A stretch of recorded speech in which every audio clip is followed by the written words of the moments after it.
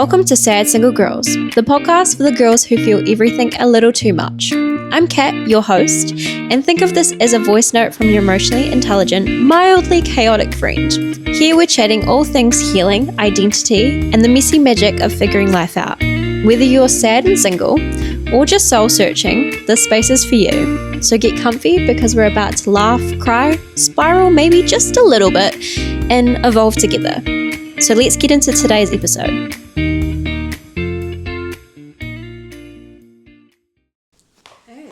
Right, mic is ready. Hi, welcome back to Sad Single Girls podcast. And as you can see, we are trying something slightly different today where we're incorporating video content to the podcast. I have previously mentioned that I would love to include this, and it's definitely a little bit more vulnerable given the fact of showing you how I actually look when I am speaking to the different topics that I'm actually talking about. So let's hope this goes well. We're testing it out. It doesn't have to be this way forever. We're going to evolve as we do it. So hopefully it'll be sweet. But as I mentioned, welcome back to the Sad Single Girls podcast. We're on season 2. We did the first episode of the Sad Single Girls new era, and now we're moving into the next couple of episodes. So today's episode is how I have essentially been grieving my old self lately. Very dark topic, I guess very deep and meaningful topic. But the reason why I wanted to talk about this topic today in particular is just because as I am now 29, very soon will be creeping towards 30, which is still scaring me a little bit because I have not done almost nearly any of the things that I wanted to do. But anyway, because I feel like I've been going through this transitional phase of almost reflecting on how my 20s were and what I got up to. My early 20s was just a mismatch of just trying to survive, get through my degree, going through breakups, going through many one-night stands, unfortunately, finding myself, navigating my friendships, navigating what seasons I was in as well. And it was just a whole bunch of me trying to figure myself out. Then again, mid-20s was essentially the same, but less chaotic and less mayhem, I guess you would say, and that helps so much, honestly.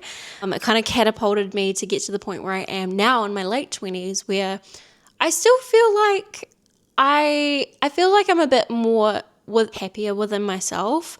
Obviously, there's days and seasons within my cycle in particularly that cause me to feel very unstable, as my partner would like to probably put it. And yeah, it's just an interesting time that I wanted to kind of evaluate. So when I've been reflecting on how I've been feeling about grieving my old and past selves and what seasons they meant to me and how I can honestly honor myself in whatever phase I'm in, because it's such an interesting topic. Currently, my partner is out with his friends, enjoying himself on a Saturday night, and I'm at home literally doing a podcast about how I'm grieving my own self. Very riveting topic, I know. But I think it's just a different phase. When I was 23, I would be itching and like chomping at the bit to go out on a night out with the girls and just do random drinking games and just take whatever opportunity would arise, but it would always involve drinking. And it just doesn't, I feel like I appreciate things in moderation almost to some degree. I definitely have addictive personality in some manner, but I think when it comes to drinking now, and I'm definitely going on a tangent now, but I feel like when I drink, I actually want to drink to enjoy it, not just to down like a $7 bottle of clean skin that I got from Countdown/Woolworths now. So I think it's just again, I've been reflecting on what I was in my 20s and then what I currently am now. But it's an interesting connection of how all of those moments actually led up to actually being what I need for within myself now. But with all of that, I have realized that in some manner I've been not really kind of allowing myself to be aware that I was grieving parts of my old self. And even the parts of myself that I was like, I've got a friend who's married, I've got another friend who's about to get married this year, 2 friends who are engaged, and obviously a couple of other friends that are in different phases of their own lives. And I'm also in a very different phase of my life, being in a relationship now for almost 2 years. And I think it's just realizing those past versions of myself are no longer going to be who I am. So, like, for example, the friend who's married and the friend who's about to get married, we all used to be together so much more often. But given the fact that, say, one of my friends has a baby now, it's like they're in a different era of their own life. And I'm also in my own different era, but I am grieving the fact of not having, and I take this very loosely, not having the factor of girlhood so closely to what I used to have back in the day, where it was like every week I would see the girls would have a catch up, would have a platter, would do dinner, movies, whatever we wanted to do. And our apartment/flat was always the place to regroup and catch up. That is not how it is now. We're all spread across the world, spread across New Zealand and Australia and like every other part, traveling, doing whatever we want. But it's just understanding like and being aware and reflecting on the fact that that cat is no longer going to probably be ever coming to the surface in my current reality, which is completely mind-boggling, but also probably people think, well, duh, that makes sense. But it's just understanding like and grieving the fact that I won't ever have that. And like even living with your best friends and like waking up on a Saturday morning with your best mate, waking you up with a coffee and just like all sitting in bed having a yarn, which I'm literally taking from my memory that happened. And it was constant. And it was just like you lived with your best friends and anything could go. It was just amazing. But now, so different. I'm living with a partner, which I also, while we're on the topic, grieved that as well. I went through a phase where it was like, I lived by myself for 6 months. I think I grieved the fact that I was so used to living with my best mates that I didn't really enjoy the fact of me being alone and navigating myself. And then I went into a relationship. Well, I was in a relationship, but then I went into living with my partner and I was grieving the fact that I was never going to live by myself again. And then it's just like a constant cycle of constantly grieving. But it's just interesting to understand how that feels overall to then also impact how you are moving forward in the future. But I think, again, you can grieve those parts because necessarily they won't ever play out the way they were back in the day. But it's also a lesson in itself that you treasured those times and those moments with your friends and what you were at that time that can also then lead into the fact of your current reality and who you are as a person.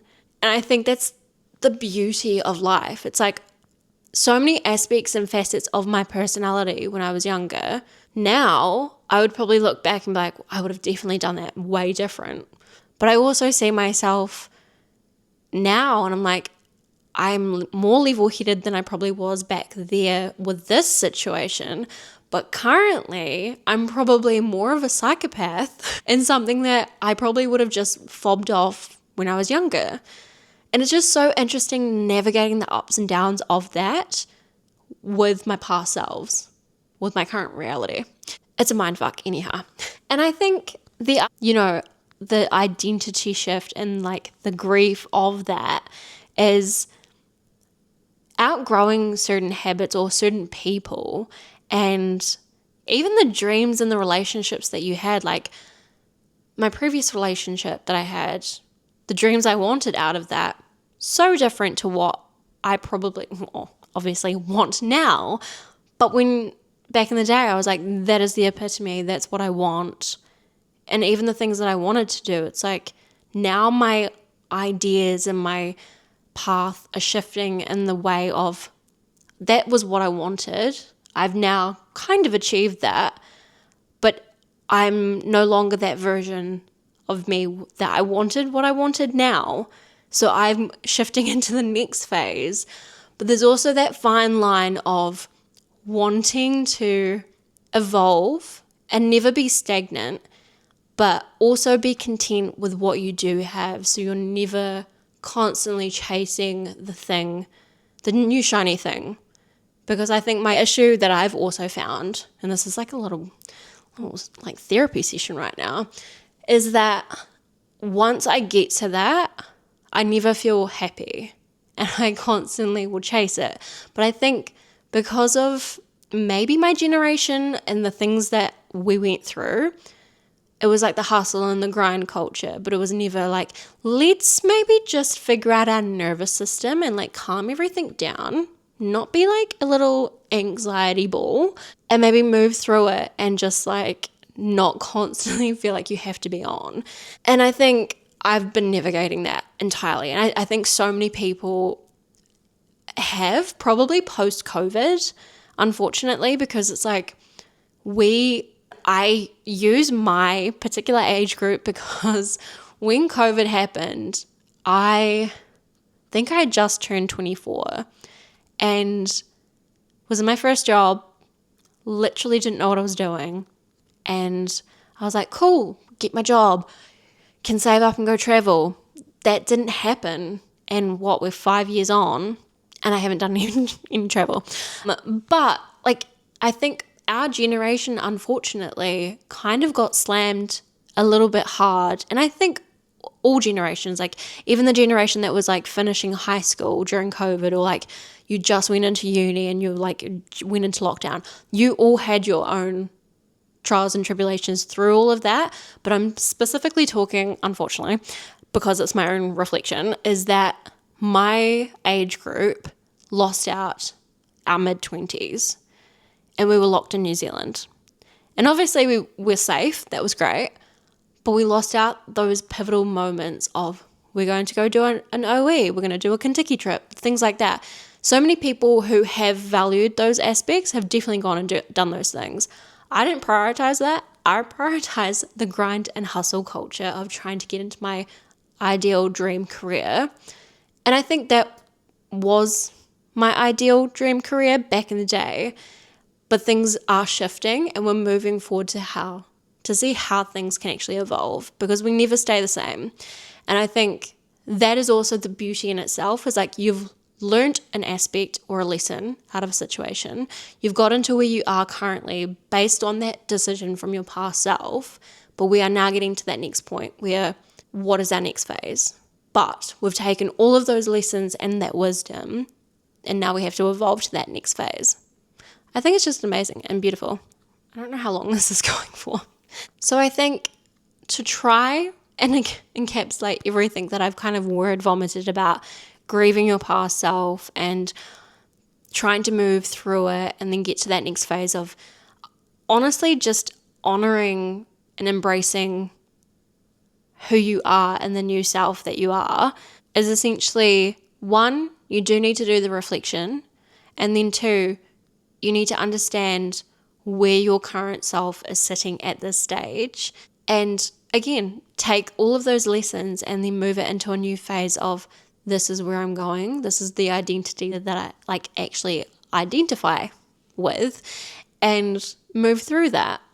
And I think this an interesting aspect of honoring those parts, but also realizing there was probably some resentment that can come from those situations. For example, all my friends are in different phases of their lives. And I think the greatest part is probably Mel Robbins talks about this, in particularly around more so the structure of high school, and I can't relate, obviously, being homeschooled, but the structure of high school, everyone has their milestones at the same time, essentially. Obviously, if you're losing your virginity, all of that fun stuff, that will come at different phases. But when you're in high school and you're going through all of your years, those are the same milestones as your classmates and your peers. But when you get into your 20s, it's a fucking free-for-all, right? So now all of my friends are on their own free-for-all. Everyone's doing their own thing. And I got to a point where I was like, actually, I feel like I'm to some degree resenting some of my friends. And I was like, why do I feel that way when if I did something, I would feel to a certain extent, if they judged me and like had some resentment, I'd be like, but why? This is my own path. I need to work through that. This is nothing against you or like, trying to be vindictive or like put anything on you, but you need to go through those stages. So I noticed that within myself and I was like, cool, I've got some resentment towards some of my friends. And it wasn't even justified when you really like logically look at things and take the emotion out of it. It's like they still care for you, you care for them, but we're all in different phases of our own lives.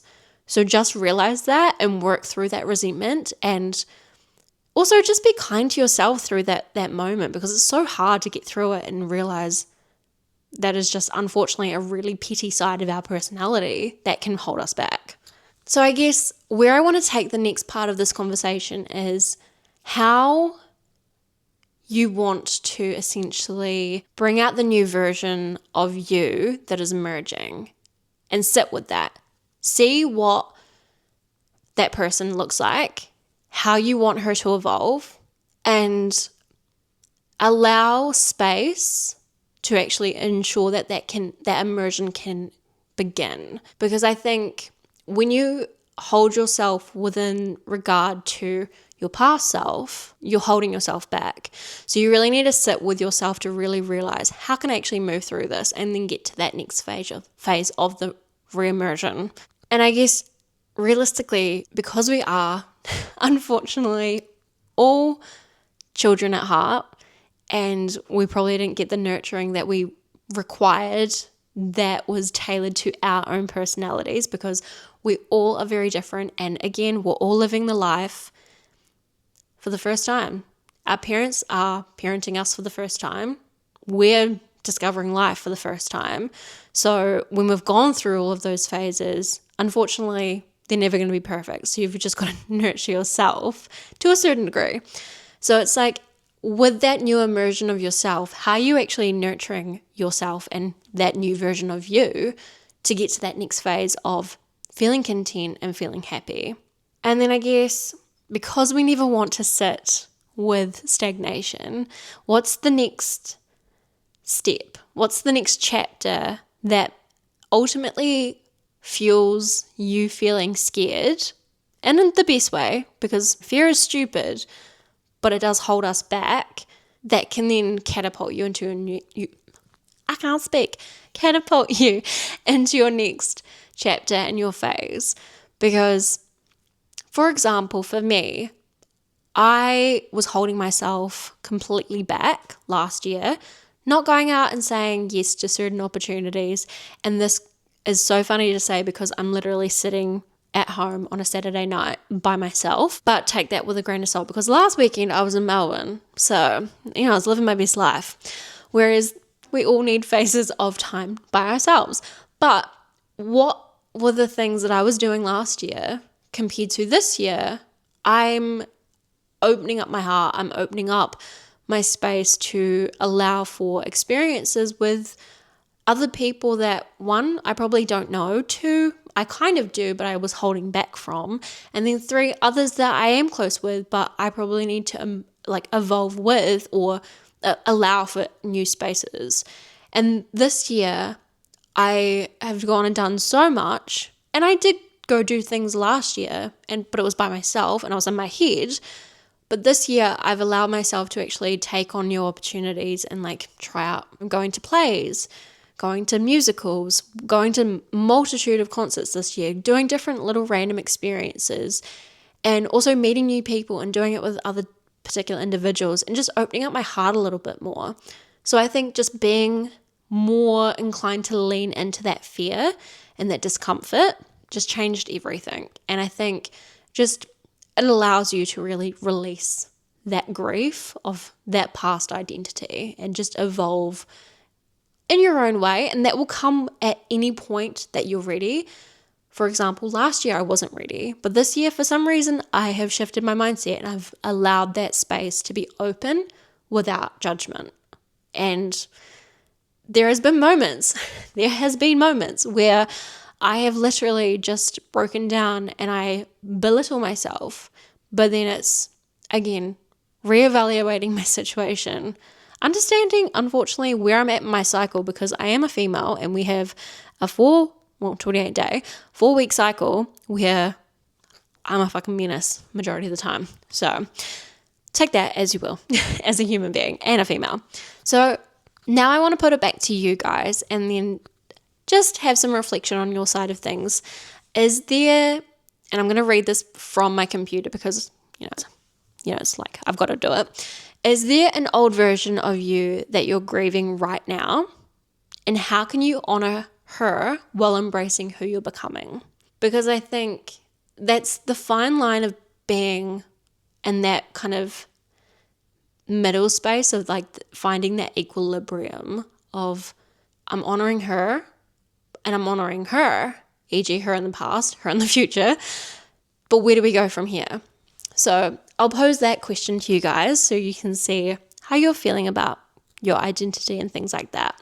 But I'm going to leave this whole episode out, and I know this was probably a very interesting one because it was different. You could see my gestures and how I was, but we'll play around with it and see how things go. But I want to close out this episode with one final piece, which is if you're grieving an old version of yourself today, no, it's okay, because growth is just about celebrating who you're becoming. It's about honoring who you were too, because she brought you here. And this version of you will bring you to the next phase you're meant to be in. So take that little nugget, enjoy it, and I hope today's episode has been somewhat insightful, has allowed a space for you to kind of reflect and also hear from my point of view, because I love throwing my own little situations in and also testing out the video content today. I think that was a little bit different, so hope you guys like that. But yes, hopefully as we evolve with this podcast, the next couple of episodes aren't as awkward because I'm not used to really being in front of a camera, but I wanted to test out and ensure that we're having a little bit of more of a personal kind of conversation. You feel a bit more connected with me, and again, we're evolving the podcast for Sad Single Girls. So with that, I'm going to close this episode out, and I hope you guys have a lovely time enjoying this episode, and I will talk to you in the next one. Bye.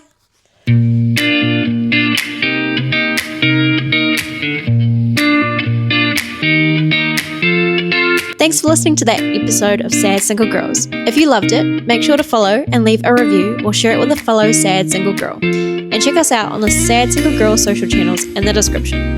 I'll talk to you in the next episode.